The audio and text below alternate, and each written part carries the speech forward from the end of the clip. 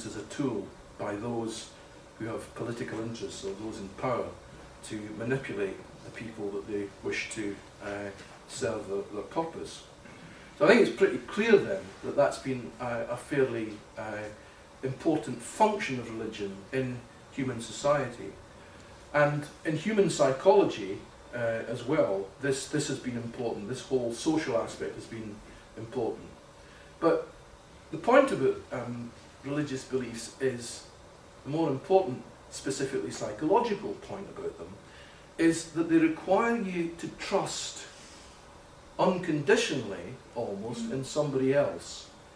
To distrust yourself and trust in some being of whose existence you can't possibly have any objective proof, whom you're expected to believe in as a matter of faith, and to, as it were, mortgage your whole life, perhaps. That's exaggerating slightly, but I don't think so, if you look around you at some examples, on the basis that, you know, if you do what you're supposed to do in this life, and observe all the moral codes and do all the right things, then you stand a good chance of being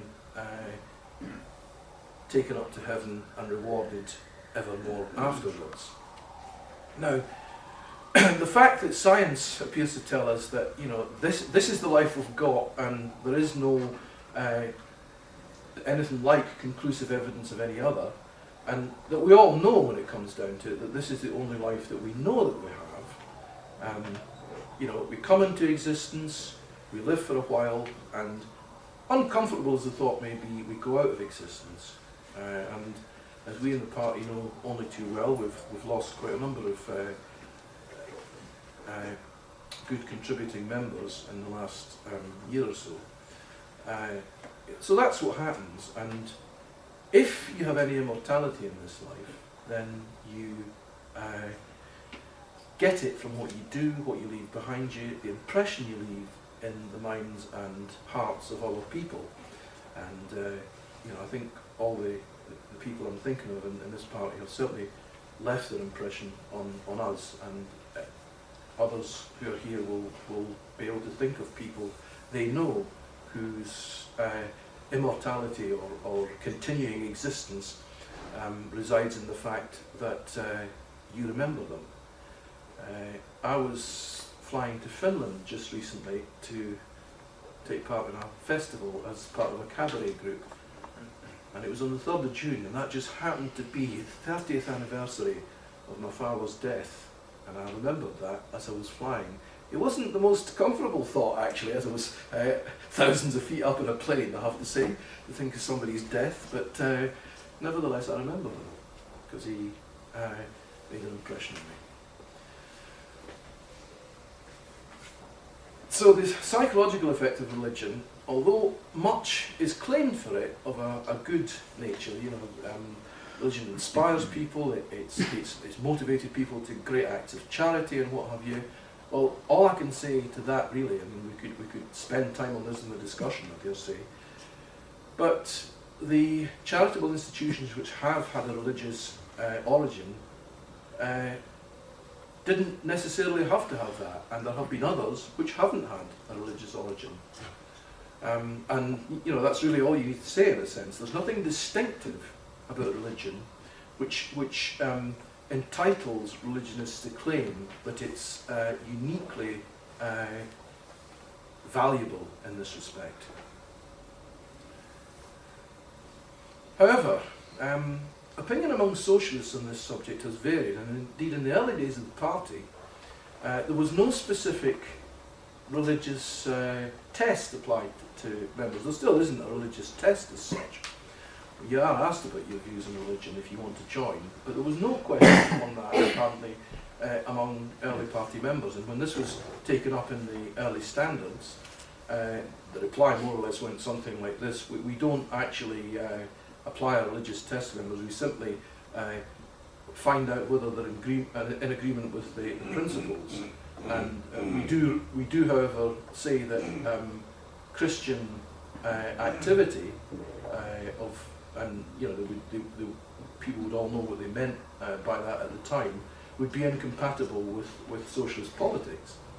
So that was the attitude that early party members took, until this slightly altered as the result of a conference decision in 1908, which I think called for the publication of a religious pamphlet on religion.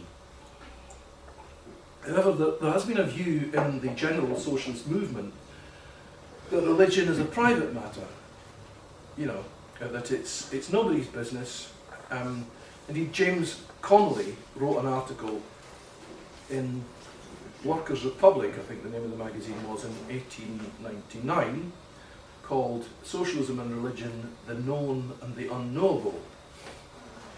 I think one of the biggest problems with that article is its title, actually, but we might come on to that in a minute. But Connolly's basic argument was that the Socialist Party, and by this he appears to have meant the particular one in Ireland that he was a member of, and the socialist movement in general, doesn't spend time asking people about their religion. What they're interested in is their attitude to socialism, and socialism is based upon material facts, religion is based upon other facts or other suppositions, and therefore the one thing has nothing to do with the other. In Connolly's party, the discussion of theological or anti-theological discussions were banned, apparently. Now the problem with all that is that, of course, first of all, if something is so sensitive and important that you have to leave it alone, it does actually beg the question. Because religion does make serious claims about life and about existence and about people's responsibility to each other. And you cannot simply regard that as a private matter.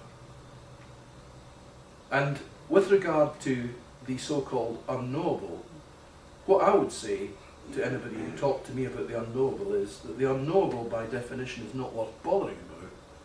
So why are you wasting your time with it? And why are you potentially wasting the time of a serious political party of which you're a member, when you could be devoting that time to more useful functions? I must say that one of the best answers to the question on religion that I ever heard anybody giving as an applicant to this party was given by somebody who said, well, I suppose I can't prove that God doesn't exist, he said, but he doesn't seem to have any effect on my life, and if he doesn't bother me, I'll not bother him. And whilst you might regard that as some people might regard that as an evasive answer, I thought it was a brilliant answer myself. I had no problem with agreeing to that bloke's membership. So, nevertheless, I think that it was quite clear that that person had no serious religious beliefs. And there was nothing in his belief system which was likely to even potentially interfere with his commitment to socialism. And that, I suppose, is if you want an absolute sort of final test, that's it. But you do have to say, it seems to me, that a neutral attitude to religion is ultimately unsustainable. A system of beliefs which talks about heaven and hell, which talks about a supreme being, which by implication, therefore, rather invites you to give up your own responsibility to some other personal force, is, well, dubious from the point of view of people who wish to take their future into their own hands insofar as that is possible for them. And if there are factors which undermine their responsibility or their power, then those are factors which are either in society or in nature, and one way or another they have to be dealt with as best they can. So that, it seems to me, is the total answer to the question. So the idea that there's no harm in religion as such, although it's an attractive idea from a